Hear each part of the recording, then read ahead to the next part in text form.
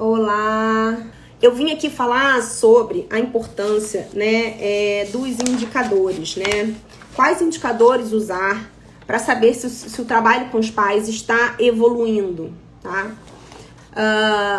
Eu acho que o mais importante agora é a gente lembrar que a nossa proposta de trabalho é a seguinte: o nosso objetivo de trabalho é sempre a autonomia dessa família, que é desenvolver autoconhecimento e desenvolver criatividade diante, né, do conhecimento das estratégias, diante de uma visão sobre a infância, né, discutida, sempre com base no respeito, em prol da saúde emocional dessa criança e dessa família como um todo. Então, nosso objetivo é sempre que esses pais tenham autonomia, né? Dar alta para uma família, quando os pais, a gente já percebe, né, um nível de criatividade, um nível de segurança nesses pais, é pra gente um fator de sucesso do processo, né? Esse é o nosso objetivo. Então, a gente precisa ter noção de qual o objetivo para a gente entender quais os indicadores, né, o que a gente vai ter de visão de diagnóstico e também de evolução do processo, tá? Então, o que é um indicador, né? Primeiro, a gente queria definir aqui o que a gente está chamando de indicador, né? Então, é o que vai nortear, de fato, né? São as referências para que a gente entenda que o trabalho está evoluindo ou não evoluindo, né? Quais são as lacunas que precisam ser desenvolvidas ou não diante daquele processo, diante daquela família, tá? Isso é o nosso conceito de indicador. E o que não seria um indicador? Seria primeiro a gente levar o processo sem se questionar muito para onde que ele está indo, né? Ou levar o processo apenas no feeling, né? Naquilo que é uma percepção mais natural nossa. Claro que isso faz parte, né? Faz parte ali da relação, mas o feeling, o feeling vago, ele pode não te ajudar a perceber aonde que você precisa ajudar essa família, né? Então, ou de repente usar indicadores, né, muito rígidos, né, basear a avaliação apenas no feedback que você recebe dos pais. Então, muitas vezes, para os pais, a coisa tá acontecendo bem, né? Mas eles estão seguindo as diretrizes. Então, quando a gente precisa sempre avaliar o que está além daquela fala, né? O nosso olhar é sempre além do verbal, né? A gente olha sempre verbal, não verbal. A gente olha conteúdo, a gente olha a forma como o fenômeno se dá, né? Então, a ideia é que a gente tenha indicadores muito claros para entender a evolução desse trabalho, né? E não é ter uma métrica, né, um número. A gente não está falando de indicadores muito objetivos, a gente está falando de indicadores onde considera a subjetividade, onde considera a característica de cada família, né? Então, por exemplo, a gente tem uma ideia base de indicadores, mas cada família a gente vai flexibilizar e entender, né, quais são os pontos fortes daquela família, quais são os pontos, né, os fatores de risco e tentar entender o que essa família precisa desenvolver, o que é prioridade ali, né? Muitas vezes a gente vê uns casos assim cabeludos. A última aula que a gente teve, né, a gente está terminando a segunda turma. A última aula que a gente teve foi muito legal, onde uma aluna trouxe um caso clínico super complexo e a gente ajustou ali a metodologia junto com elas, preencheu, enfim, alguns formulários que a gente tem para nortear um pouco o caso, né? E essa era uma família que trazia, assim, sei lá, umas 15, 20 demandas, né? Eram vários caminhos que você podia ir seguindo e a gente vai, a partir do que a gente considera, né, que é o nosso foco, nosso objetivo, a gente vai escolhendo o que vai priorizar, né, como foco de trabalho, o que aquele paciente também está priorizando como foco de trabalho e, enfim, avaliando, flexibilizando esses indicadores, tá? Bom, queria dar um exemplo para vocês, né? Vamos lá. Uma família, por exemplo, que chega muito rígida, uma família que não tem, né, uma potência de adaptabilidade, de flexibilidade.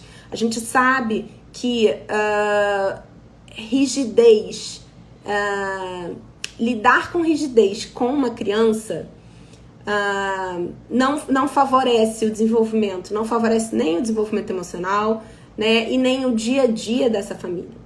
Então, a gente precisa avaliar, né, diante disso, de um ponto ao outro do processo, o quanto essa família evoluiu na flexibilidade, por exemplo, que a gente sabe que é um fator importante para as relações, né, principalmente quando a gente fala da relação com uma criança que está em desenvolvimento, que é imadura emocionalmente e que a gente precisa ter um nível de flexibilidade para ajudá-la a desenvolver habilidades, né? Então, entendendo que a gente percebe indicadores que são importantes para o nosso trabalho, a gente vai avaliá-los desde o início até o final, entendendo como está essa evolução, tá? A gente teve um caso de supervisão da primeira turma e essa aluna, ela trouxe um caso clínico de uma mãe que aparentemente parecia, né, muito atarefada, era uma mãe com uma maternidade pesada diante de pandemia, criança em casa, trabalho, e o marido que não ajudava e tal. E aí a gente foi percebendo primeiro algumas incoerências no discurso, entendendo que papel era esse que era dado para esse pai, né? Mas uma fala que ficou muito clara pra gente foi, ela falava assim, eu fiz o que você falou e deu certo. Eu fiz o que você falou e aqui não funcionou. Então, como você falou, como você sugeriu, e a gente via essa fala repetida, eu e Fabrício, isso levantou uma anteninha aqui, assim, chamou a atenção, né, da gente. E a gente devolveu isso para nossa aluna, né?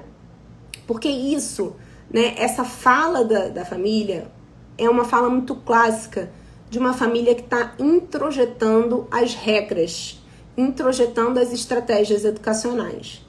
E esse não é o nosso papel. Nosso papel não é trazer regras prontas que caibam em determinada família, né? O nosso papel é trazer autoconhecimento, é para que aquela família se conheça, né? Conheça quais são os gatilhos, né, de brigas, né, de atritos, que conheçam de verdade, né, aquela criança na realidade, não aquela criança da expectativa, né? Então a gente entende que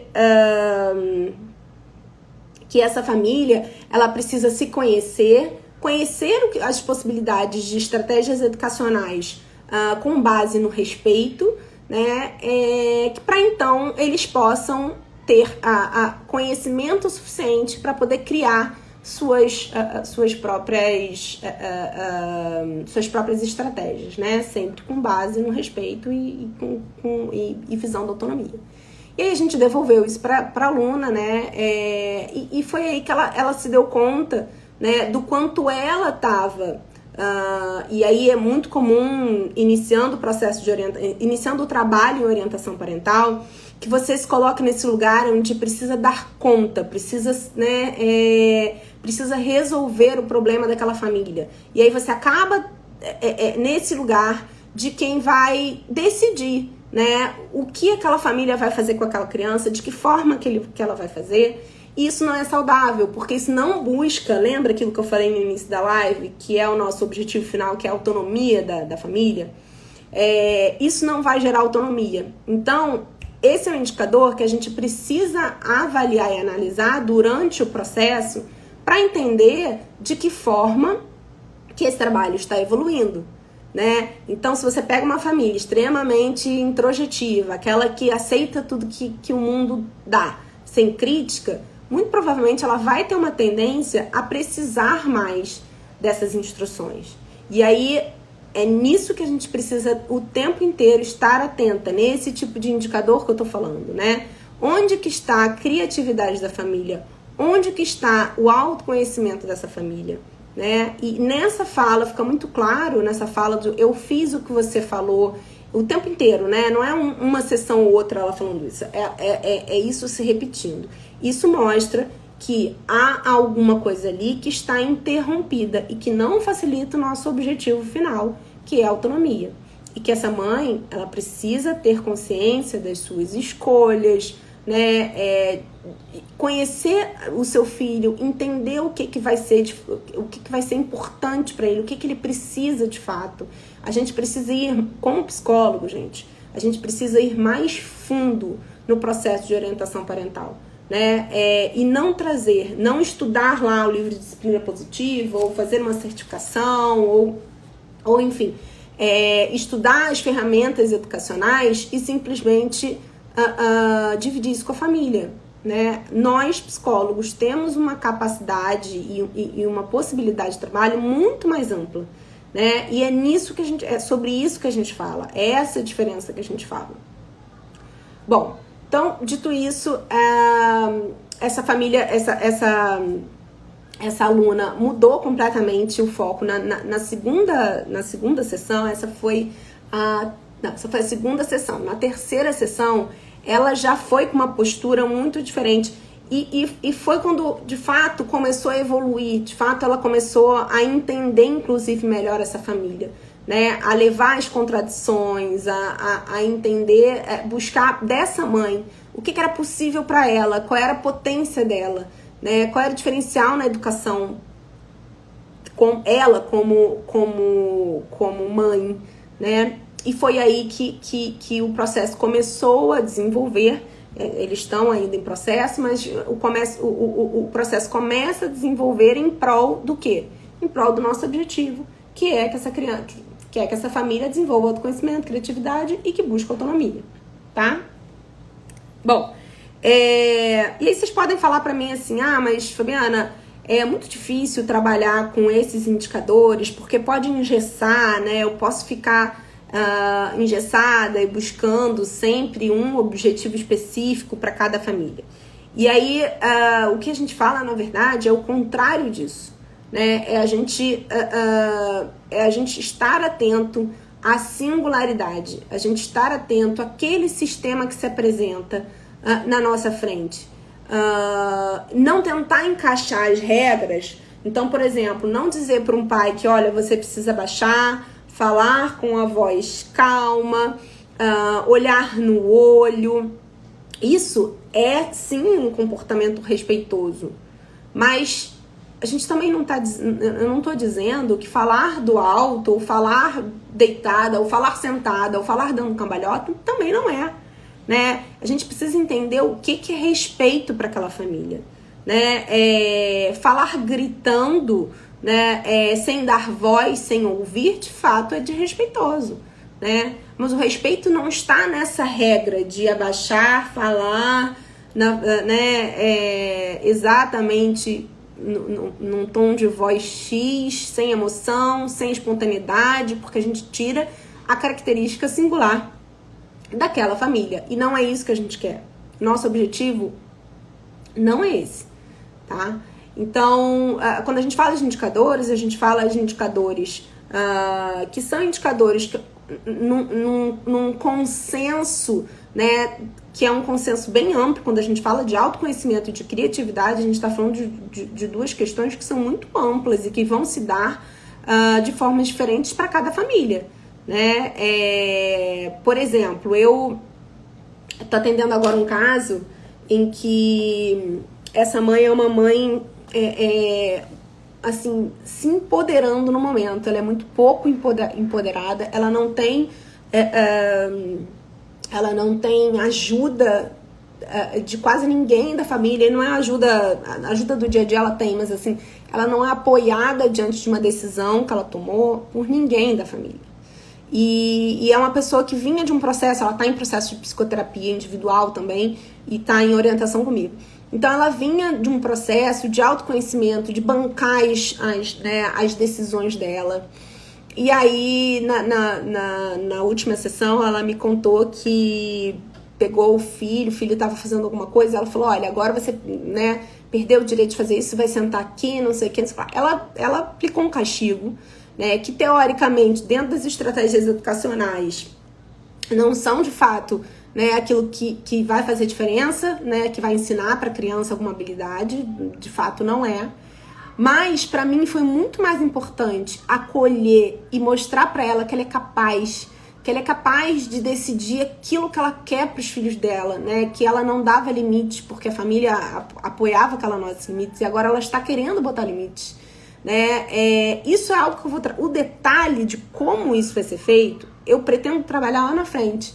Mas nesse momento, o que eu preciso é que ela desenvolva esse senso de potência e se conheça, né, que busque se conhecer para aquilo que é possível para ela como educadora, né? Então, ela precisa ainda se descobrir capaz de dar limites ao filho para que depois ela entenda como ela vai fazer isso, né?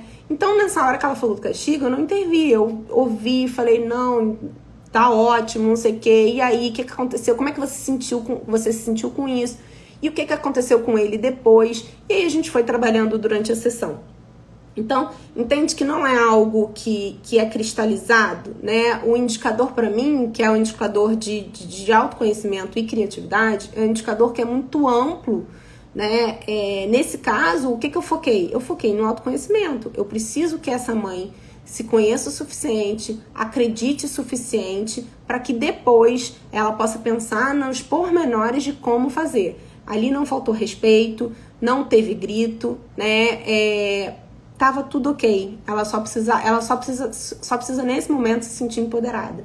E foi isso que eu valorizei. Então, os indicadores não são indicadores rígidos, não é algo que vai trazer rigidez ao meu trabalho. É algo que vai, na verdade, é algo que vai dar base para o meu trabalho, né? Dar base para onde, como eu quero seguir e para onde eu quero seguir. Tá? Não é nenhum indicador. Quando a gente fala de indicadores, né, a gente não está falando nada muito objetivo, muito métrico, tá? E nem engessado. Bom, e aí queria discutir um pouquinho com vocês também, né? O que seria usar esses indicadores de uma forma errada, né? Como eu falei aqui, é desconsiderar a singularidade da família, né? Desconsiderar, e aí não só a singularidade, né? Mas o momento, né? O contexto que aquela família vivencia. Então, por exemplo, eu tô falando desse caso clínico que eu trouxe, né? Eu tô falando de uma mãe que acabou de se separar, que não é apoiada para a família, que tomava as decisões com base no que a família acreditava. Então, o movimento que ela está fazendo é um movimento de empoderamento mesmo, né? De assumir, e essa foi uma frase que eu trouxe a ela, né, na primeira sessão, que ela ainda não tinha saído do papel de filha. E hoje eu vejo ela no papel de mãe, e é importante valorizar, é importante acompanhar, né, e não interromper esse processo dizendo a ela, ó, isso aqui não pode ser feito, ó, castigo você não pode dar. Né? Eu posso questionar ela qual né, assim, qual foi como é que eu posso dizer? Qual foi o sucesso daquela ação, né? Se teve alguma garantia de interrupção de comportamento, isso eu posso questionar, se foi, como é que ele se sentiu, se foi respeitoso, se não foi respeitoso, isso sim. Mas eu não preciso ali ficar presa a esse critério, né, muito rígido. A gente tem que considerar sempre o contexto e também o jeito, né? Se eu dizer para um pai, né, todo travadão, com dificuldades lá que traz da própria criação, para ele se abaixar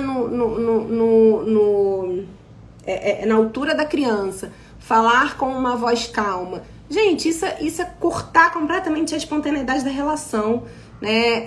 Esse pai vai fazer isso uma vez, duas vezes, mas ele não vai conseguir manter isso, porque algo que ele traz da vivência dele é muito mais forte do que isso, Então, não vai ser isso que vai fazer a diferença, né, no processo. Bom, a gente também não pode confiar a manutenção do processo, né, apenas pelo retorno verbal do que eles nos trazem, né? Sim, as coisas aqui em casa já estão melhores, porque acaba que isso pode apontar uma resistência. A gente sabe que a gente vai trabalhar com a resistência do processo, a resistência emocional do processo. Então, você naturalmente, num processo de psicoterapia, num processo terapêutico, você esbarra com situações emocionais difíceis, né? E essas situações, elas vão esbarrar com um senso de proteção, de segurança do indivíduo, e esse indivíduo vai resistir. E o sistema familiar não é diferente. O sistema familiar, ele tá sempre em prol de uma homeostase, que a gente chama de homeostase, né? De se manter regular, ainda que seja um regular disfuncional, né? Ainda que seja aquela família que discute o tempo todo, né? Há sempre uma força, quando a gente vai estudar sistemas familiares, a gente entende que há sempre uma força de manutenção do que é conhecido, né? Isso individualmente, a gente sempre tenta ali estar na nossa zona de conforto, né? Sempre, né, mais confortável, como diz, e o sistema da mesma forma. Então, a gente acaba esbarrando, quando a gente propõe mudança, a gente acaba esbarrando nessa resistência, né? Na resistência individual, muitas vezes você vai esbarrar nas resistências do sistema.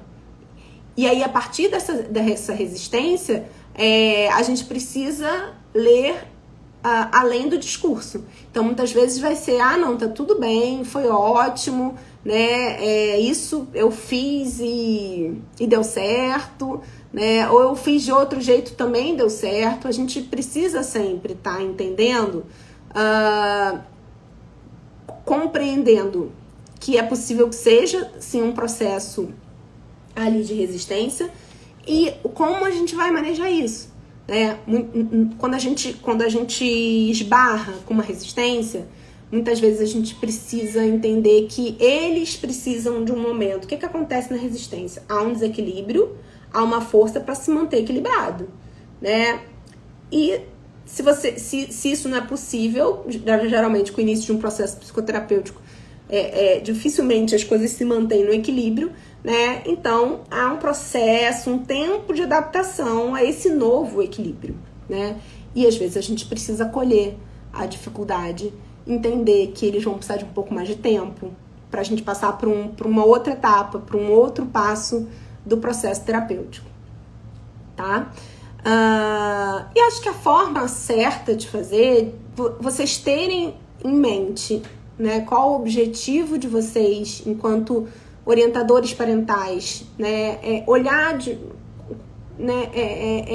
entender de uma forma crítica o seu trabalho, de uma forma ampla o seu trabalho, né? O que você considera saúde diante desse papel parental? O que você considera saúde para as relações entre pais e filhos?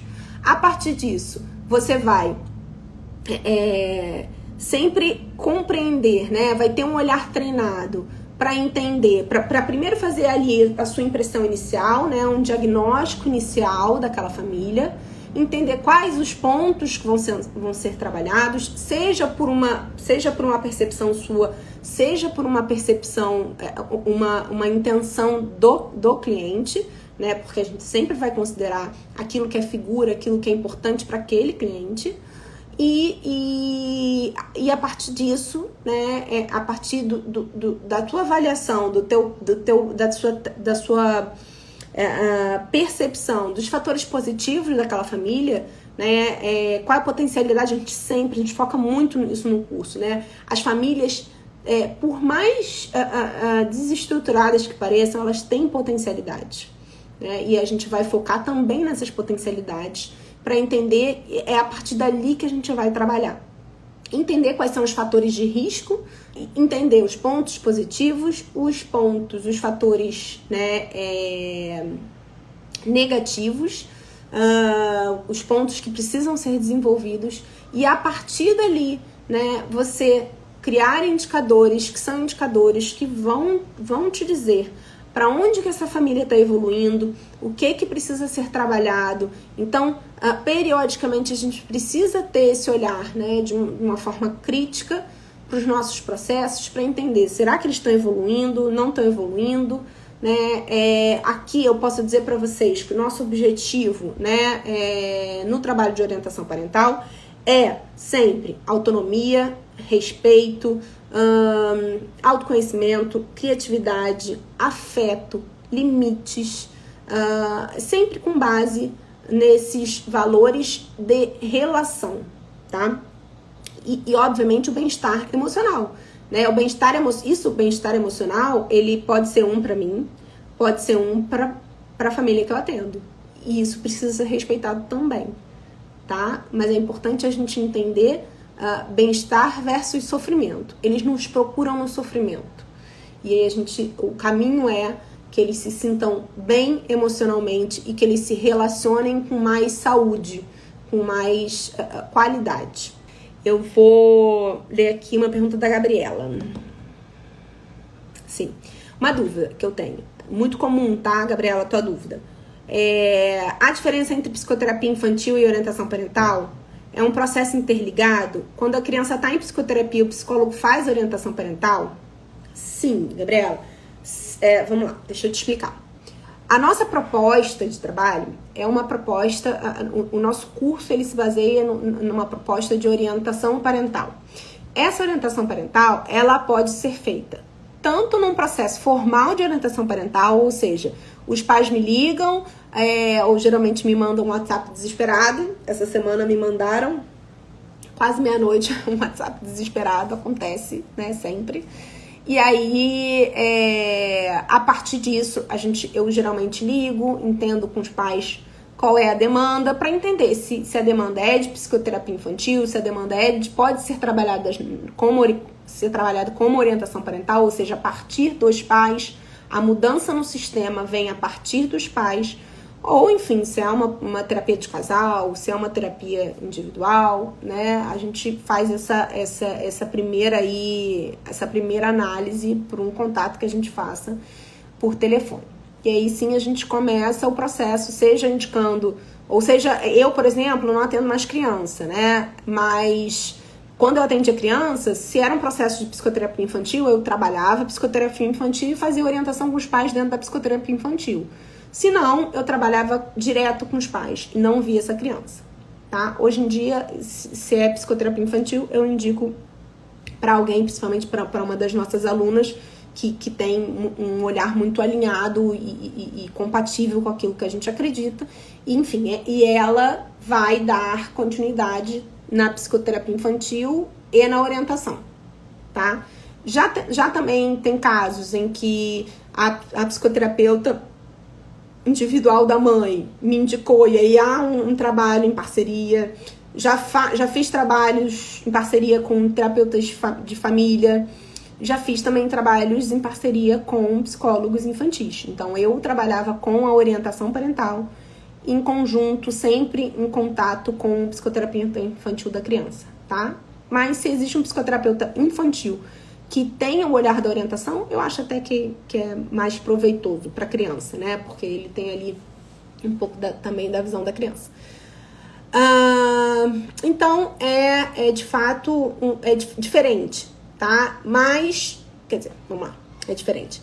A orientação, ela pode ser feita dentro da clínica infantil, porque a gente tem contato com os pais, e aliás, foi daí que surgiu a minha demanda de estudo, de formação, né? Eu sempre atendi criança, meu objetivo sempre foi trabalhar com criança, e eu foquei todo o meu estudo para isso, né? Só que eu tinha muita dificuldade na hora que eu tinha contato com os pais, porque ele tinha uma demanda ali, que era uma demanda mais objetiva, né? Que era uma demanda que me demandava um trabalho mais diretivo, ou seja, de eu trazer algumas estratégias para eles, de eu embasar teoricamente e dar consistência a essas propostas que eu trazia. Só que eu não tinha esse conhecimento. E aí eu procurei milhões de cursos, né? Fiz cursos de tudo que você possa imaginar.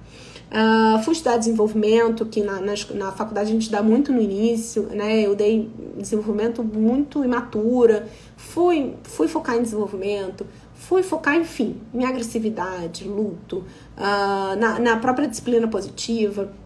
Estudei um monte de coisa para então me sentir preparada para atender as crianças e os pais das crianças, tá? Então hoje eu fiz uma opção de trabalho. Ao longo do tempo, a gente foi criando uma metodologia que permitia a gente atender os pais, né? Diante de alguns casos, tem alguns casos em que o sofrimento da criança é tão grande que não vale a pena. Essa criança precisa ter um espaço de elaboração. E aí sim a gente indica a criança para psicoterapia infantil. Mas quando o caso é possível de ser tratado com orientação, a gente faz através dos pais, tá? Então é possível fazer orientação das duas formas.